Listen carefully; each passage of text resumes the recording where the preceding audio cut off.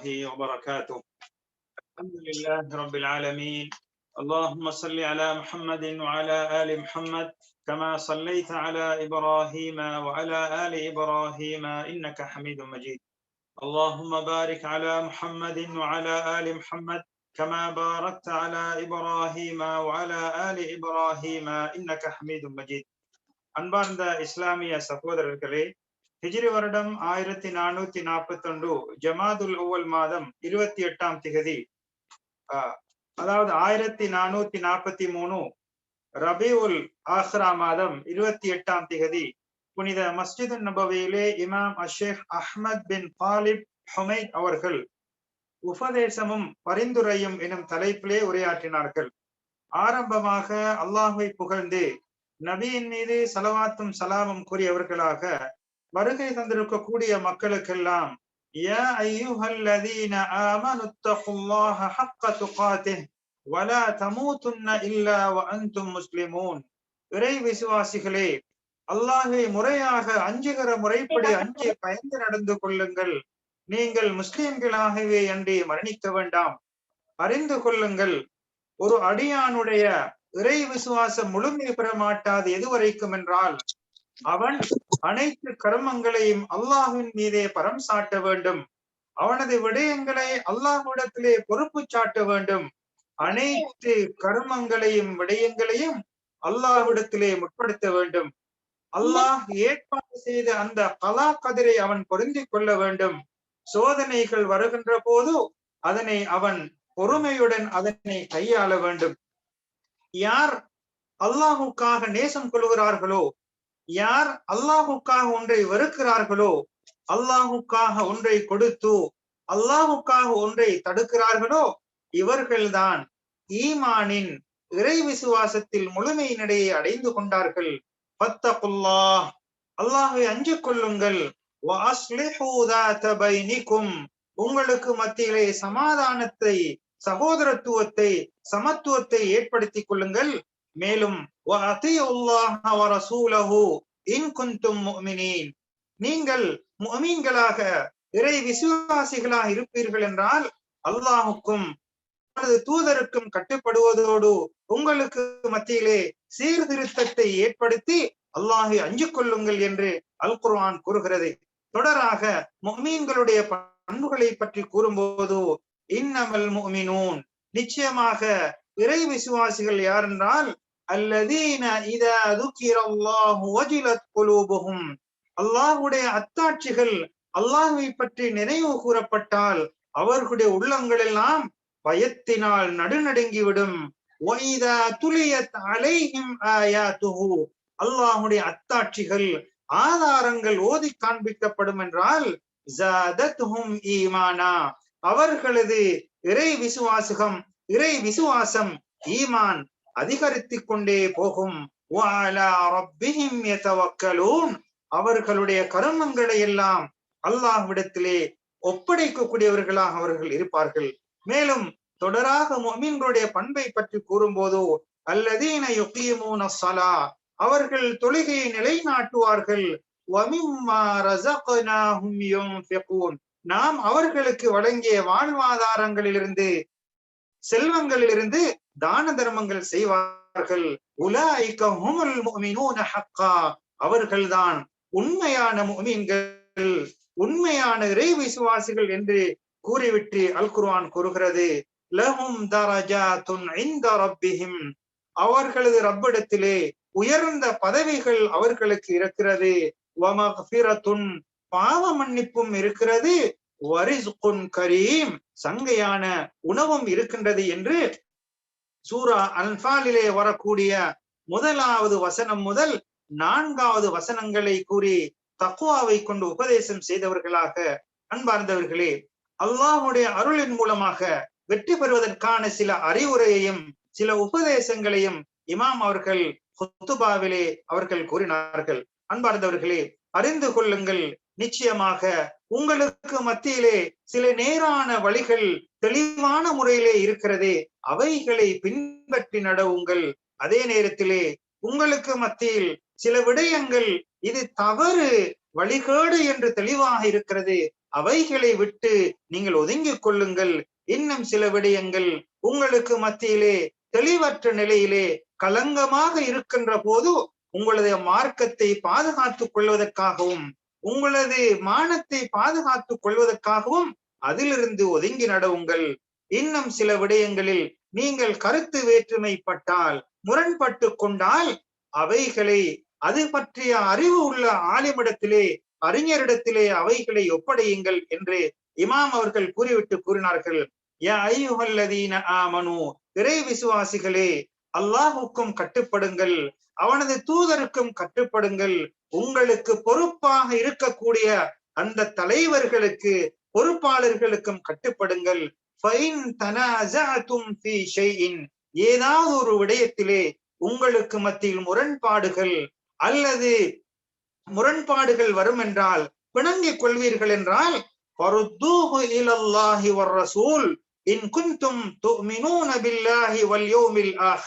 நீங்கள் மறுமை நாளையும் அல்லாஹ்வையும் இறை விசுவாசம் கொள்ளக்கூடியவர்களாக இருந்தால் உங்களுக்கு மத்தியிலே பிணக்குகள் முரண்பாடுகள் வருகின்ற போது, கருத்து வேற்றுமைகள் வருகின்ற போது அதனை அல்லாஹ்வின் பக்கமும் அவனின் தூதரின் பக்கமும் திருப்பி விடுங்கள். அதற்கான தெளிவுகளையும் ஆதாரங்களையும் தீர்வுகளையும் அல் குர்ஆனிலும் அல் ஹதீஸிலும் தேடுங்கள் என்று அல் குர்ஆன் கூறுகிறது. அவ்வாறு நீங்கள் நடந்து கொள்வீர்கள் என்றால், முரண்பாடுகள் தர்க்கங்கள் வருகின்ற போது அல் குர்ஆனையும் அஸ்ஸுன்னாவையும் நாடுவது அவ்வாறு நாடுவோம் என்றால் அதுதான் அவர்களுக்கு நன்மையாகவும் அழகான முடிவாக அமையும் என்று அல் குர்ஆன் கூறுகிறது. அன்பார்ந்தவர்களே, மேலும் அல் குர்ஆனிலே அல்லாஹ் கூறுகிறான், வலில்லாஹி மா ஃபிஸ் ஸமாவாதி வ மா ஃபில் அர்த், வானங்கள் பூமியில் உள்ள அனைத்தும் அல்லாஹ்வுக்கே உரியது.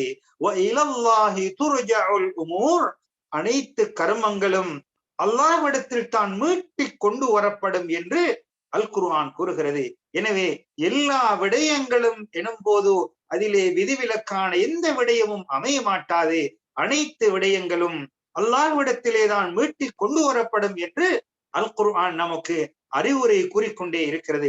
அன்பார்ந்தவர்களே, நீங்கள் அறிந்து கொள்ளுங்கள், உங்களுடைய முயற்சியினால் அல்லது உங்களுடைய அயராத உழைப்பினால் நீங்கள் உங்களுக்கான வாழ்வாதாரங்களை நீங்கள் அடைந்து கொள்ள முடியாது. அதே நேரத்திலே உங்களுடைய சிறப்பான செயல்களின் மூலமாக, உங்களுடைய நல்ல செயல்களின் மூலமாக நீங்கள் எல்லா விதமான படைப்புகளுடைய கெடுதிகளை விட்டும் ஈடேற்றம் பெறுவீர்கள் என்று நம்பிவிட முடியாது. நிச்சயமாக நமது முயற்சிகள், நமது செயல்பாடுகள், நமது உழைப்புகள் எல்லாம் அல்லாஹுடைய அருளை பெறுவதற்கான காரணிகளாகத்தான் இருக்கின்றதே அல்லாமல் வெறுமனே நாம் சுயமாக நமது தொழில் வாய்ப்பிலும் நமது நல்ல செயல்களின் நம்பிக்கை கொண்டு விடக்கூடாது.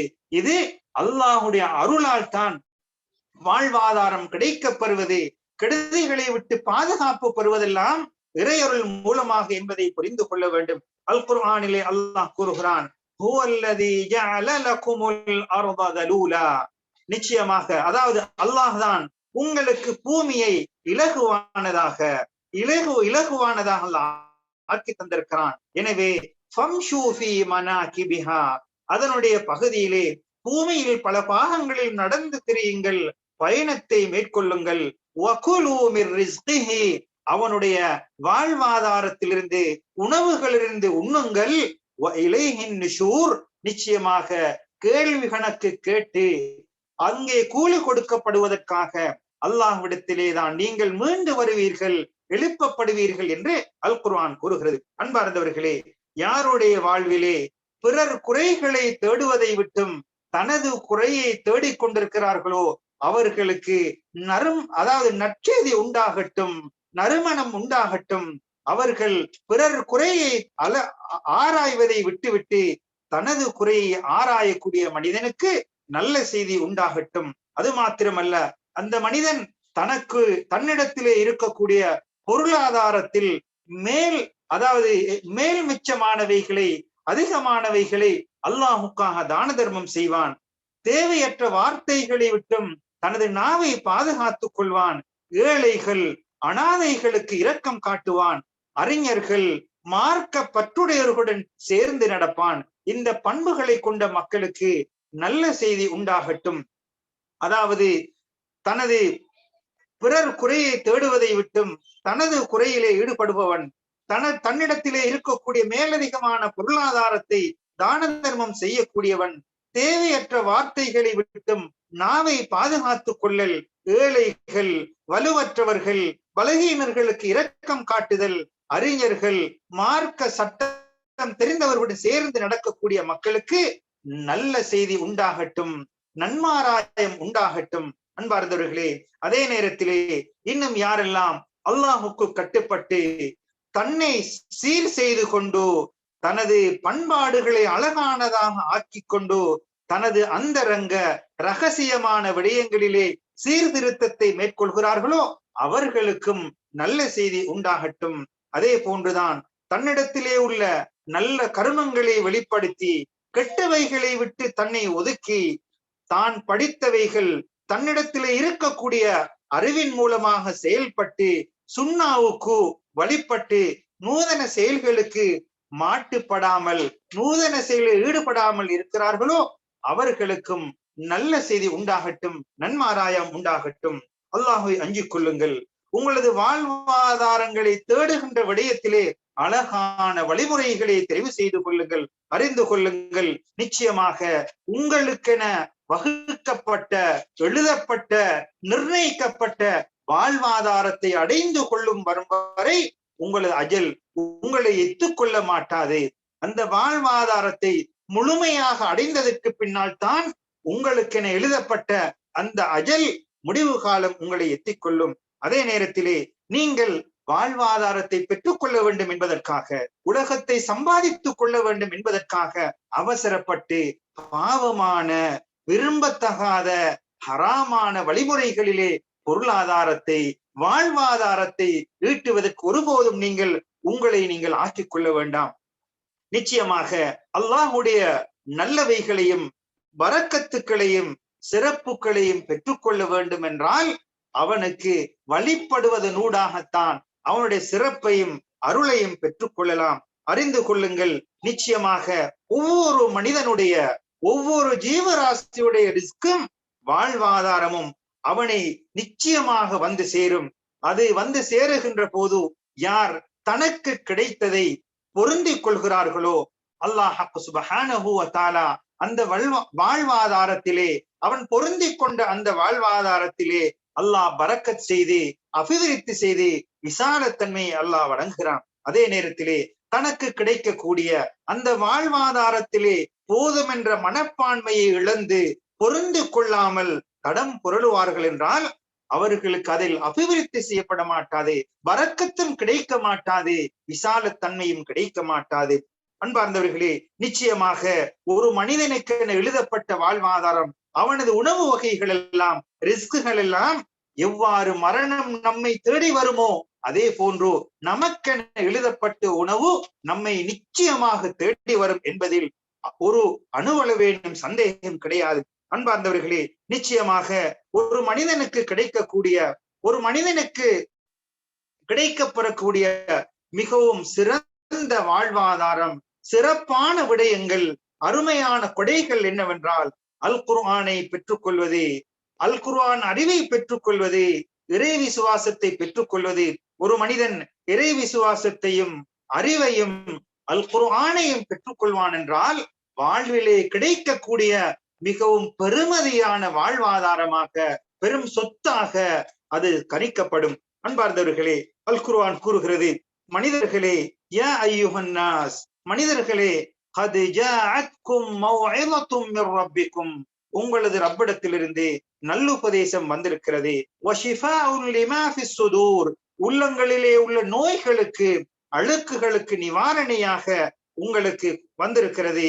வஹுதன் வரஹ்மத்துன் லில் முஃமினீன், வழிகாட்டியாகவும் முஃமின்களுக்கு அருளாகவும் உங்களுக்கு உபதேசமாக வந்திருக்கிறது என்று அல் குர்ஆன் கூறிவிட்டு தொடராக அல்லாஹ் கூறுகிறான், குல், நபியே அவர்களுக்கு சொல்லுங்கள், பிஃபதுலில்லாஹி வ பிரஹ்மதிஹி, அல்லாஹ்வுடைய பேரருளாலும் அவனது அருளாலும், ஃபபிதாலிக ஃபல்யஃப்ரஹு, அவர்கள் இதனூடாக சந்தோஷமடையட்டும்.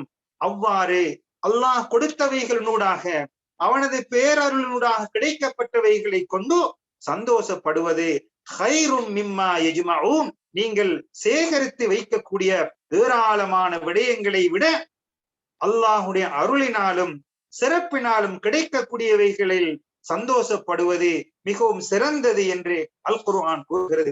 அன்பார்ந்தவர்களே, இந்த உலகத்திலே நாம் முயற்சி செய்வது, உலகத்திலே நாம் வாழ்வாதாரத்தை தேடுவது, உலகத்திலே முயற்சிகளை மேற்கொள்வதெல்லாம் அனுமதிக்கப்பட்ட, ஆகமாக்கப்பட்ட, வேண்டப்பட்ட ஒரு விடயமாக இருக்கிறது. அதே நேரத்திலே நாம் எச்சரிக்கையாக நாம் தவிர்ந்து கொள்ள வேண்டிய விடயம், மறுமைக்காக உலகத்தை பயன்படுத்துகின்ற போது, நமது வாழ்வாதாரத்தை தேடுகின்ற போது அந்த உலகத்திலே மதிமயங்கி உலகத்துக்கு அடிமையாகி ஏமாந்து விடாமல் இருப்பதிலே மிகவும் ஜாக்கிரதையாக எச்சரிக்கையுடன் நாம் இருந்து கொள்ள வேண்டும்.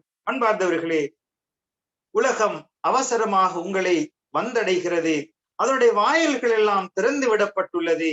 அதனுடைய விடயங்கள் எல்லாம் உங்களுக்கு விசாலமாக்கப்பட்டுள்ளது. எனவே யாரெல்லாம் அதிலே முயற்சி செய்கிறார்களோ, யாரெல்லாம் உலகத்திலே உழைக்கிறார்களோ, அது தங்களுக்காக உழைக்கிறார்கள். நிச்சயமாக இன்னல்லாஹ லகனியுன் அனில் ஆலமீன், உலகத்தாரை விட்டும் அல்லாஹ் தேவையற்றவனாக இருக்கிறான்.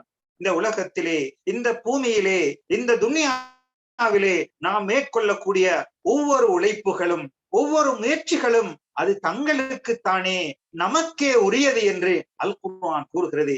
நமது உழைப்பின் மூலமாக அல்லாஹ் தேவையற்றவனாக இருக்கிறான். எனவே அந்த உழைப்பு எவ்வாறாக அமைய வேண்டும், அந்த செயல்பாடுகள் எவ்வாறானது அமைய வேண்டும் என்பதைத்தான் நாம் கண்காணித்துக் கொள்ள வேண்டும். ஒவ்வொரு செயல்பாடுகளுக்கும் சொந்தக்காரர்களாக நாம் தான் இருக்க போகிறோம். அது நன்மையாக இருந்தால் அதற்கு அது நமக்கு நன்மையாகவும், அதே நேரத்திலே அல்லாஹ் பாதுகாக்க வேண்டும்.